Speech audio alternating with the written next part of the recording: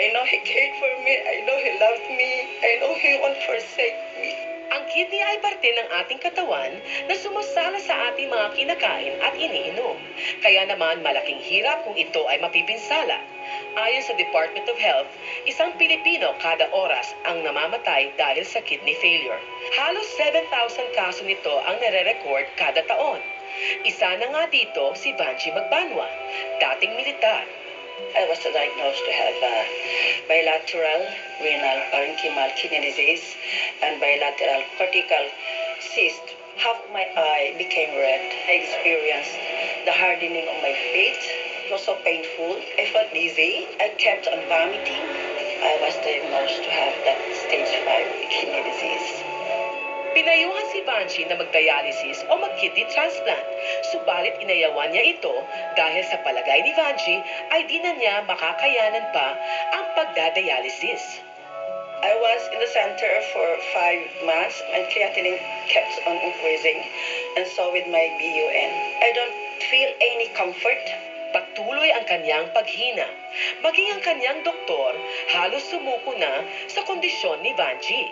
I was so weak. I went to my doctor and he said, can't do anything for me anymore. 2 weeks, I cannot have my bowel movement. I can't urinate well. My appetite in eating was losing. Sa kabila ng hirap, laging nasa tabi at umaalalay ang kanyang asawa.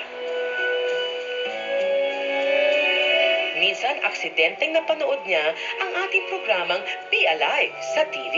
I opened my TV and I saw the 3 of you there dancing, so happy, but sad to know that it was already ending. I said, why are they so happy and why me? I'm here suffering, Lord. Why? What is that? What's that all about? I wanted to know what's that. I waited for a week. I just saw on TV again. I just put on the TV and then, oh, it was the opening of what I saw. And everybody shouting, be alive and dancing and dancing. So I said, oh, I should see this. I viewed the whole episode and it was Laminine. Matapos mapanood ang Be Alive, nabuhayan ng loob at lumaki ang pag-asa ni Vanji, nagiginhawa ang pakiramdam niya. Daddy, I saw in TV, Laminine. I think God is answering me. Kahit hirap, pinili pumunta ni Vanji sa galeriya para bumili at makakuha ng Laminine. I went with my husband to Galleria last March. Kainitan ng panahon. We went down the MRT without talking to each other. And when I went up, I said, here is the place. I think I would be safe. Thank you, Lord, for bringing me here. Di na nagdalawang isip pa, sinubukan ni Vanji ang Laminine at naging maganda ang resulta nito sa kanya. I was given only 2 in the morning and 2 in the evening. I tried umihi. Nakaihi ako ng medyo okay. On the 4th day, imagine I expelled so much. Amoy immortal na. For 2 days continuous yun. And then, lumabas na yung pinaka-tsokolate ko. Amoy immortal na ako. Amoy bilasang isda. Sa patuloy na pag-inom ng Laminine, halos bumalik na muli sa maayos ang pakiramdam at kalusugan ni Vanji. On the 3rd week, I felt good already. Laminine did work in my body. Halos milagrong maituturing ang buhay na halos mawala na. Gumaling at sumigla pa.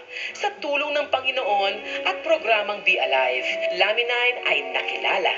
I walk fast, I eat fast, I talk fast. Every time we go around wherever, nahuhuli sila sa akin. Si Vanji ba yan? I said, you so multo, ano? Mula sa halos pagdating ng kamatayan, napalitan ng masaya at masiglang buhay. Mula nung kasama kita, yun ay pag-ibig na totoo na nagmula sa iyo at ang pag-ibig na galing sa Diyos. Kaya Inday, mahal kita.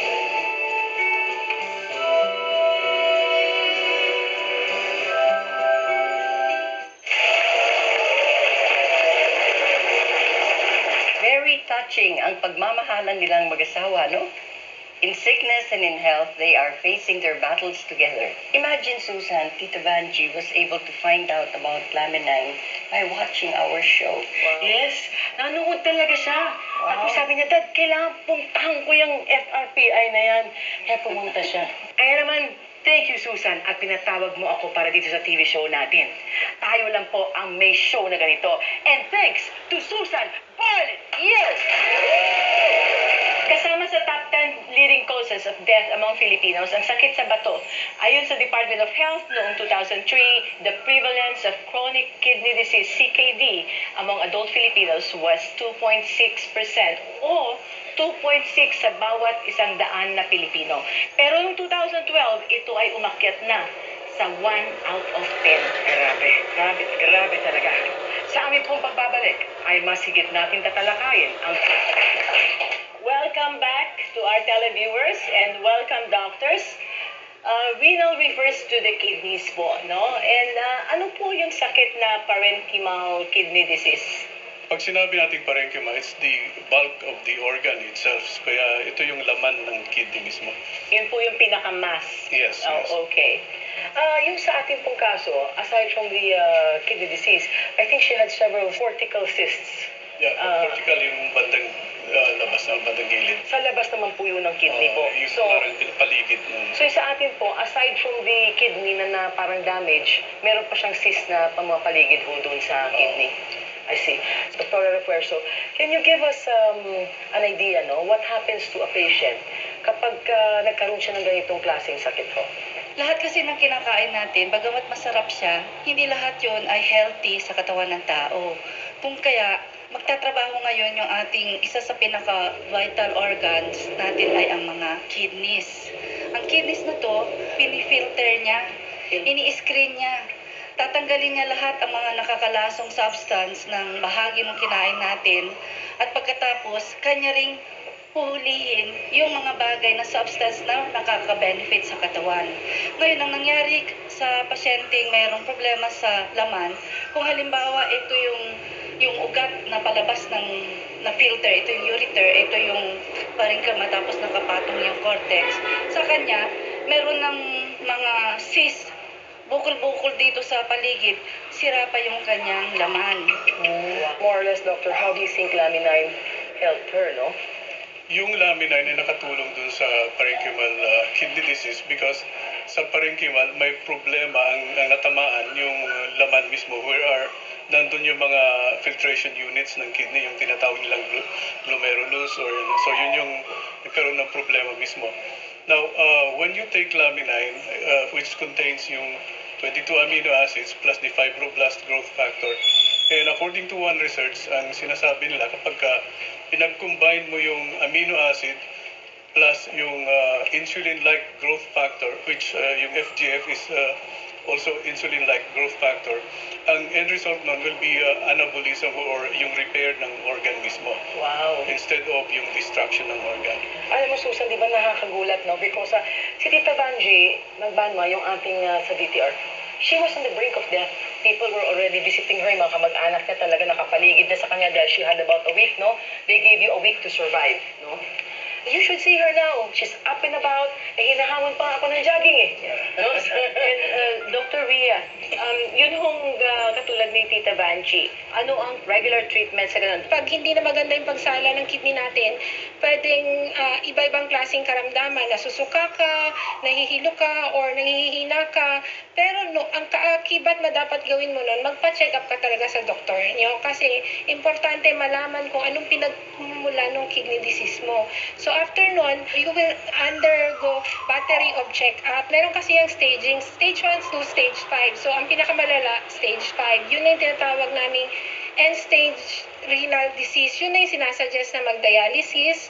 Yung dialysis po yan, dalawa, hemodialysis, yung may ilalagay po sa daanan ng dugo nyo na ang magiging alternatibong maglilinis ay yung dialysis machine or pwede ring peritoneal dialysis.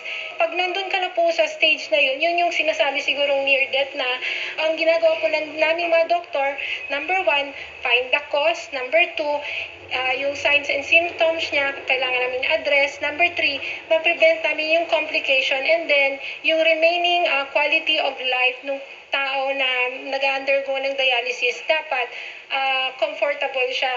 Hoping din na mag-recover siya. Thank you, Doctor. Thank you, Doctor. Just to let the televiewers know Yeah. that our case today was stage 5. Wow. And she refused dialysis because she felt that hindi na kaya ng katawan niya, Susan. Mahina na siya. Ngayon, as we speak po today, she still is not doing her dialysis. and she's alive and well. So this is the miracle of Laminine. Palakpakan po natin.